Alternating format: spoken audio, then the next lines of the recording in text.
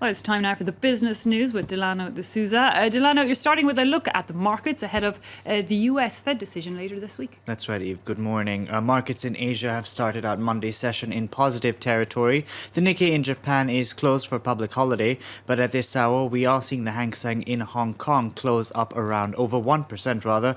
Gains as well for the Shanghai Composite. Now, European markets have opened the session, all the main indices opening in positive territory. The London FTSE up over 0.5%.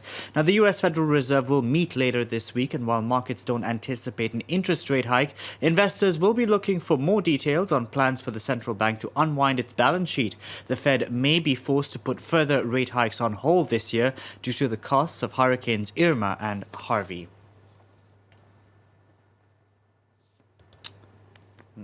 There's a report out which shows that emissions from rigged diesel cars may be responsible for 5,000 deaths a year in Europe. Exactly. The study published by the Environmental Research Letters Journal found that 10,000 deaths per year could be attributed to small particle pollution. This from emissions out of light-duty diesel vehicles. Now, the authors say half these deaths could have been avoided if emissions from diesel cars on roads matched those levels in a lab. The countries most affected are Italy, France and Germany due to the high volume of diesel cars and large populations. In 2015, Germany's Volkswagen admitted to US authorities that it fit defeat devices in its diesel cars.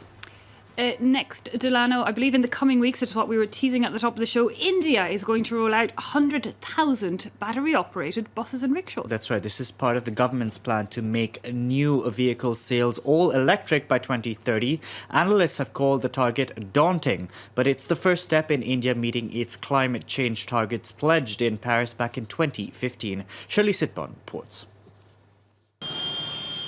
They're almost everywhere in India's major cities. Rickshaws are the backbone of urban transit. Replacing today's fuel-powered ones with electric models is a huge leap in the fight against pollution.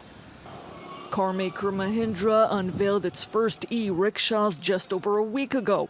In coming weeks, anyone will be able to ride them and battery-powered buses as India rolls 100,000 of those across its major cities. India is one of the world's most polluted nations, causing major health headaches to authorities who aim to reverse the trend. One cool feature about this car is that it comes with an app which tells you the more you drive, how much carbon emission you've saved, which basically also equals to how many trees you've planted. So nothing like going back home every day knowing that you did something good. By 2030, India wants all new vehicles sold to be electric. That goes further than France and the UK, which want to end new fossil fuel car sales by 2040. Today, the share of electric cars is lower than 3%.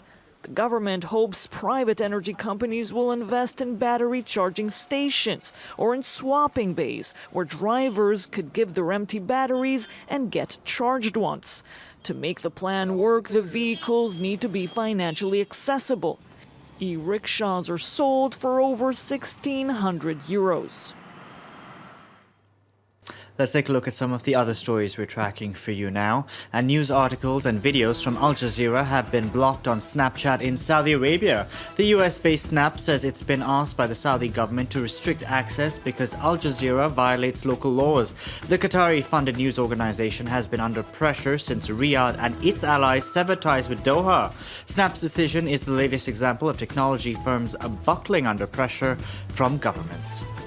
Qatar plans on buying 24 Eurofighter Typhoon jets from Britain. The deal is a much-needed boost to BAE Systems. The Eurofighter has struggled to win new orders with competition from low-cost rivals.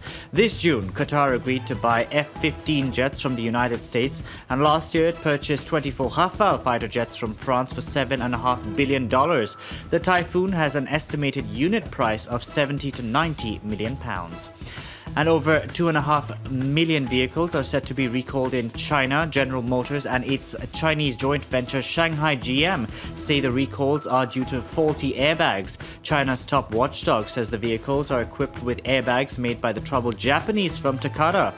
From the 29th of October, a number of Saab, Opel, Chevrolet and Buick cars will be recalled. And finally, the Stephen King adaptation It has scored a second strong week of ticket sales in the United States. The film took home an estimated $60 million in the second week alone. It was made with a budget of $35 million and has already grossed $371 million worldwide.